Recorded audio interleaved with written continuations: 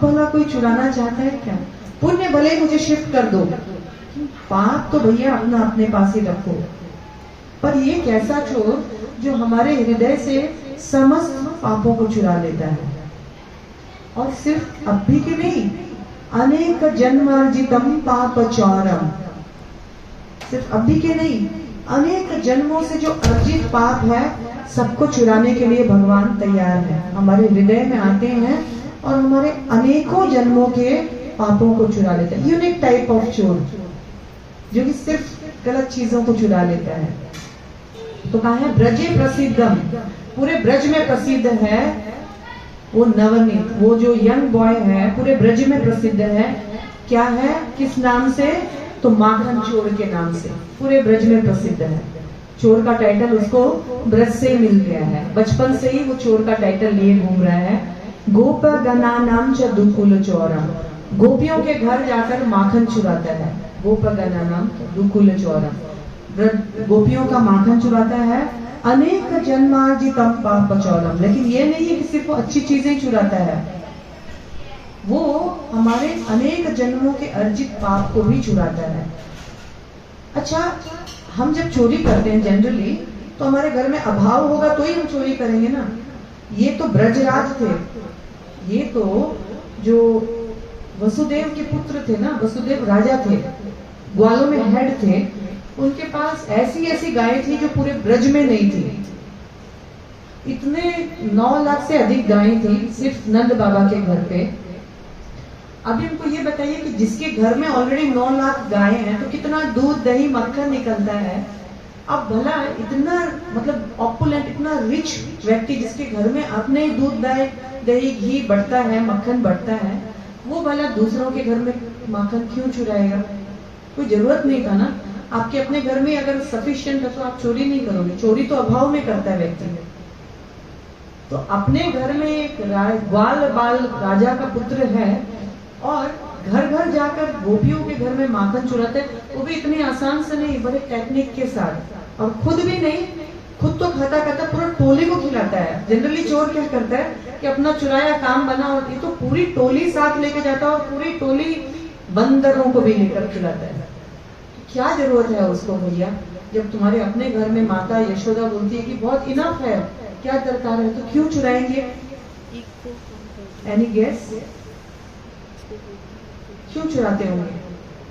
उनका उद्धार करने।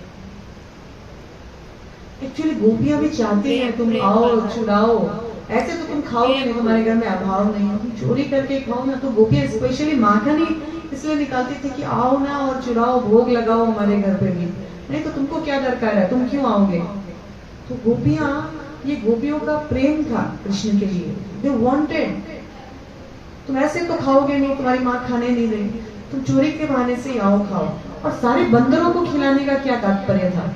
खाया, फ्रेंड खा लिया। अभी बंदर टोली भी, वृंदावन के बंदर अभी भी ओ माय गॉड है, उफ। मतलब बंदर, मतलब ऐसे बंदर, हमारे खारगोली में भी बंदर आते हैं, वो जो यू से बंदर जो है कुछ कुछ, उस नारंगी साइड में भी बंदर है, तो खारगोली में भी कभी कभी आते हैं, गर्मियों में ज्यादा आते हैं। लेकिन अभी 2 दिन पहले एक बंदर आया, तो हम लोगों का, मेरे बेडरूम का बैल्कोनी का गेट बंद था, ट्रांसपेरेंट था, ग्लास था, और वो बंदर बैल्कोनी में बस ऐसे ही बैठा है चुपचाप, कुछ नहीं कर रहा है, कोई हलचल नहीं। तो मेरा बेटा ना धीरे से गेट खोल दिया कि आ जाने दो मम्मी, घर में आने दो, लेकिन वो आ नहीं रहा, हम लोग से डर रहा है।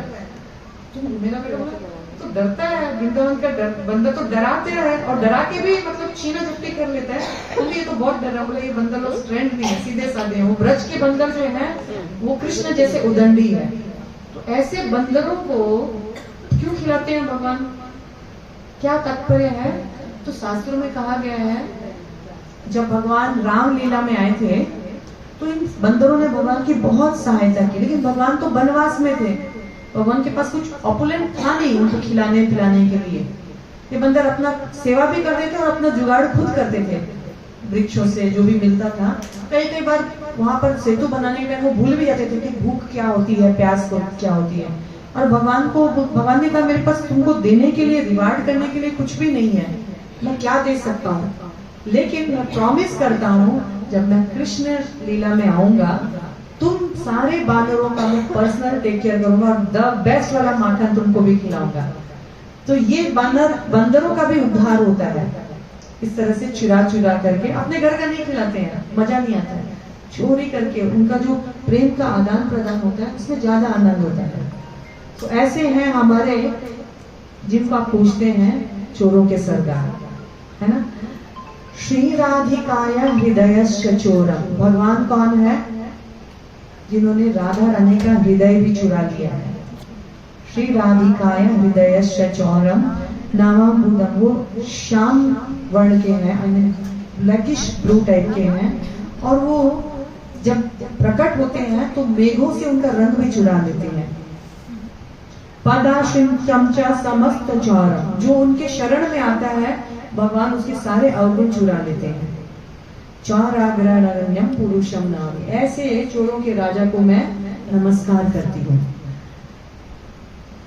लंबा बहुत है, हम सिर्फ कुछ कुछ मूल ही लेंगे।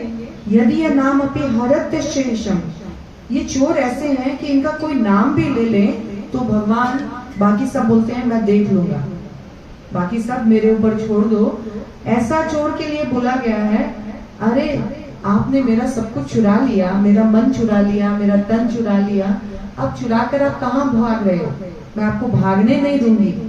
मेरे हृदय में प्रेम रूपी रस्सी से अब आपको अवरुद्ध कर दूंगी।